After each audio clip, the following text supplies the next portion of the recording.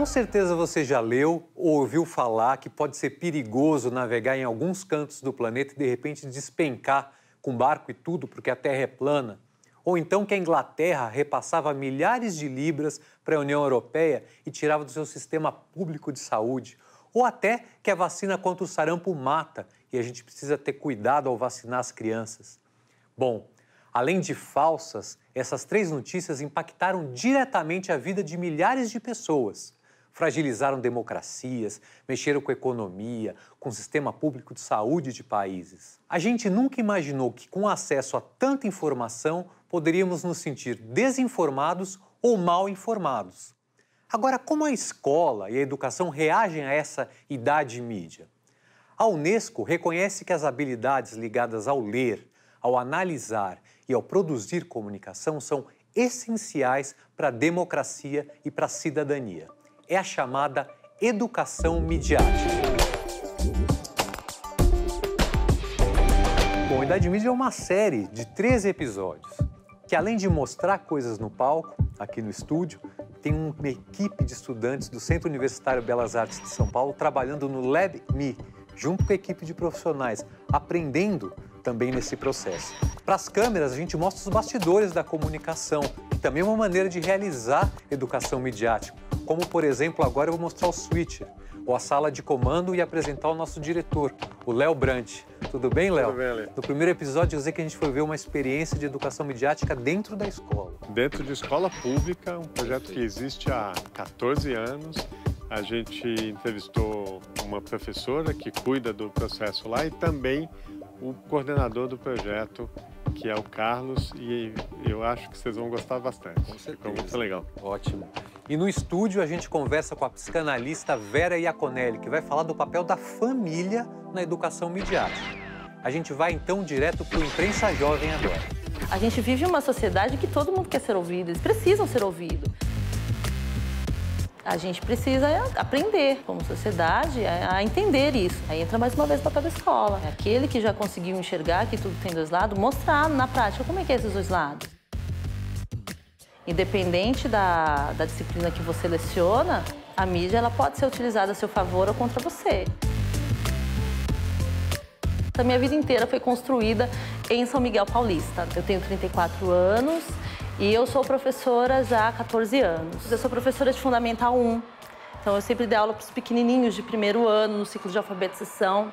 E no ano de 2015, eu vim para a prefeitura, que foi quando eu tive esse primeiro contato com a educomunicação. Eu descobri que eu estava no caminho certo numa reunião de pais, porque o pai me disse. Quando alguém fala para você, poxa, obrigada, esse agradecimento, esse reconhecimento pelo teu trabalho te mostra, te dá o norte, você está no caminho certo, continua que está dando certo. E aí eu não parei mais, eu nunca mais saí da educação. Eu segui por longos anos no ciclo de alfabetização mesmo, sempre 1º, 2º, 3º ano. Quando ela não está alfabetizada, ela é cega. Ela é cega para o mundo, porque ela vê as coisas e não entende. E com o teu auxílio, com a tua ajuda, aquela criança ela começa a enxergar o mundo de uma forma diferente. Eu acredito de verdade na transformação da educação, no poder dessa transformação. E a partir do momento que eu consigo transformar o meu aluno, eu tenho certeza que ele também vai ter essa capacidade de transformar o mundo. A gente é bombardeado por informações, sejam elas fakes ou não, o tempo inteiro. A nossa sociedade toda é bombardeada por isso. E como não formar um cidadão para aprender a lidar com isso? Eu acho que a gente não pode mais conceber educação longe da educação midiática. E o Imprensa Jovem ele vai além disso, porque os alunos não são só consumidores daquilo que vem, eles também são produtores.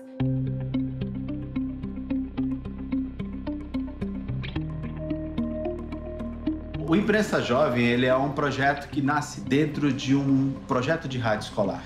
E numa reunião de pauta, os meninos perguntaram, professor, por que a gente não faz um programa de rádio ou um programa jornalístico? E aí ele falou, mas como assim? Vocês vão fazer o quê? Não, pautar a comunidade, vão trazer eles para fazer junto. Porque a gente é da periferia. A gente sabe que aquele que está na periferia ele é marginalizado, ele não tem acesso a nenhum equipamento de cultura, nenhum equipamento de esporte. A gente não tem oportunidade de praticamente nada. Para que a gente faz o Imprensa Jovem? Para empoderar as vozes do estudante, porque o estudante tem voz. E ele tem 2 aspectos importantes. produção de mídia e leitura crítica da mídia. Às vezes nós temos pautas externas, que essas são as mais ricas ainda. Eles acabam tendo que aprender sobre assuntos também que talvez eles não esperavam que fossem aprender. Então a gente estuda quem é o nosso personagem, elabora as questões que a gente quer fazer para essa pessoa e a gente divide a equipe, as funções. E quando a gente está num período que a gente não tem nem evento interno e nem evento externo, são esses períodos que a gente usa para fazer esse estudo da leitura crítica da mídia. O assunto da fake news a gente discutiu muito ano passado. E muitas das vezes as pessoas acreditam, acham que tudo que aparece na internet é verdade, mas muitas das vezes não é. Depende das fontes, depende do acesso, depende de onde você, de qual maneira você olha. A gente vê uma notícia, a gente tem que pesquisar, ver a fonte, ver quem publicou, para ver se é realmente verdade. A gente não pode acreditar de cara. Tendo uma internet segura, nós temos liberdade para navegar e vasculhar sem qualquer mal que cause pra gente ou pro outro.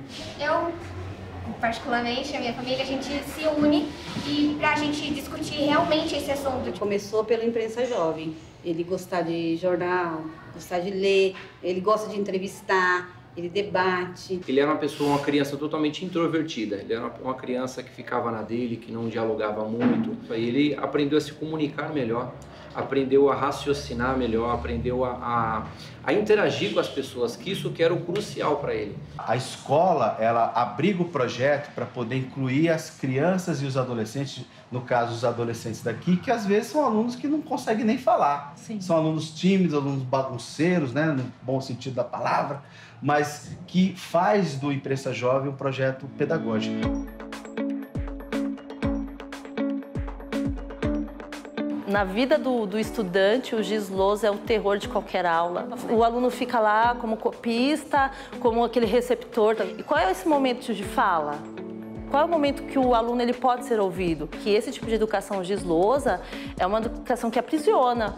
Ele aprisiona, na verdade, talvez até seja por medo do confronto. Se eu der voz a esse aluno, o que será que ele vai me perguntar? Será que eu sei responder? Os nossos alunos são subestimados. Adolescente está por fora de tudo, adolescente não sabe nada, adolescente só quer saber de jogos e rede social. E quando a gente para ouvir o que esses meninos e essas meninas têm para dizer, a gente se surpreende. A educação para a mídia, ela tem que ser feita de maneira interdisciplinar, não tem mais como fugir. A gente encontra a influência dela em todas as vertentes da educação. O nosso aluno tem que aprender a lidar com isso e ela tem que ser trabalhada em todas as aulas, de maneira inter e transdisciplinar.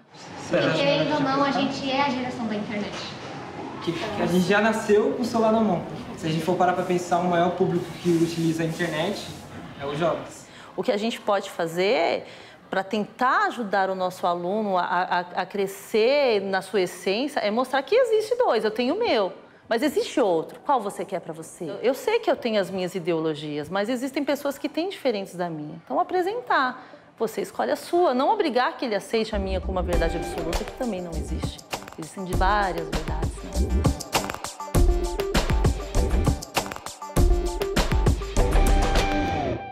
O que é educação midiática? Bom, a gente acabou de ver no Minidoc uma experiência na escola. E aqui no estúdio a gente recebe a psicanalista Vera Iaconelli, para falar com a gente sobre o papel da família.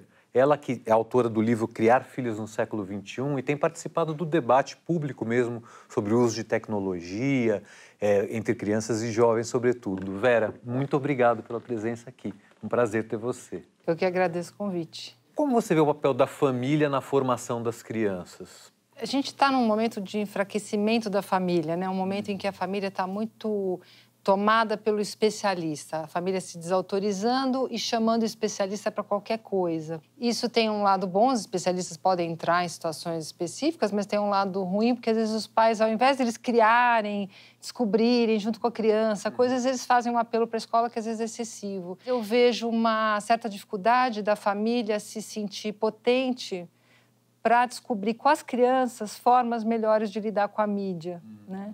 E achando que a escola vai dar a resposta e não vai ser bem assim. A gente vai ter que chegar nisso juntos. A gente pensar na infância, a gente pensar como uma espécie de cercadinho, né? Eu gosto de usar essa expressão, de proteção da criança em relação ao mundo, né? A família faz esse cerco para que a criança não tenha acesso direto a certas experiências que são muito complexas. A mídia, ela fura esse cerco. O Idade Mídia é um programa de educação midiática e tem um laboratório de educação midiática aqui com os estudantes do Centro Universitário Belas Artes de São Paulo. Então, eles vão perguntar para você agora. Como que a família deve agir para tentar desenvolver o senso crítico da criança, do filho, em relação a isso, ao que consome nas redes sociais ou na internet?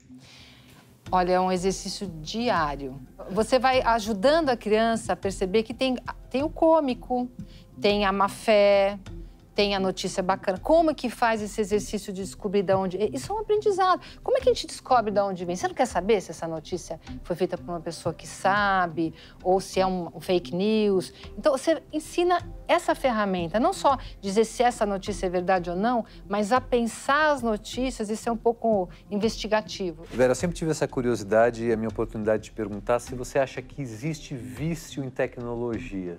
É possível ser viciado em quase tudo, porque o vício é um mecanismo que a gente usa para colocar alguma coisa compulsivamente no lugar de outra que a gente não sustenta. A questão é que as mídias, elas se prestam muito ao vício, elas são produzidas para que você vá cada vez mais buscando coisas lá dentro. E quando é o contrário, como faz? Quando a criança não tem a atenção do pai porque ele está ali na novela, no celular, enfim. Como essa primeira geração de pais que está se havendo com esses aparelhos, está todo mundo muito deslumbrado. Todo mundo está, numa certa medida, vamos dizer, viciado. Então, tem algo dos pais também começarem a fazer um exercício, eles mesmos. Porque não adianta você falar para o teu filho não usar e você tá ali usando o tempo todo. Eu vejo os pais muito deslumbrados, com muita dificuldade também de fazer a lição de casa, que é diminuir o uso. A gente vai ter que fazer isso juntos. É possível ser amigo de alguém que você não conhece pessoalmente? Hoje, os pais sofrem muito com uma suposição de que eles têm que se preocupar, garantir e resolver tudo. Não, eles vão se preocupar, mas eles não vão garantir, não vão resolver tudo. Vão acontecer coisas, né? Por isso que a gente invalida essa possibilidade. E se você tem dúvida, senta junto com o teu filho, então me explica, como é que é isso? Como é que... Então me mostra, vamos ver. O que você está chamando de amizade? No meu tempo, a amizade era de outro jeito. Por que não aprender com eles alguma coisa também nesse sentido? A primeira coisa que me veio à cabeça foram esses novos aplicativos que estão sendo lançados para o controle dos pais. Alguns aplicativos, os pais conseguem bloquear alguns sites, o tempo de uso. Eu queria saber se você acha que essa é uma opção válida de educação midiática ou foge um pouquinho do que seria aceitado? Eu acho super válido. O controle dos pais faz parte das prerrogativas dos pais. A questão é que cada faixa etária tem um controle que cabe e um controle que não cabe. Então, a medida disso é que vai ter que ser pensada com cada fase.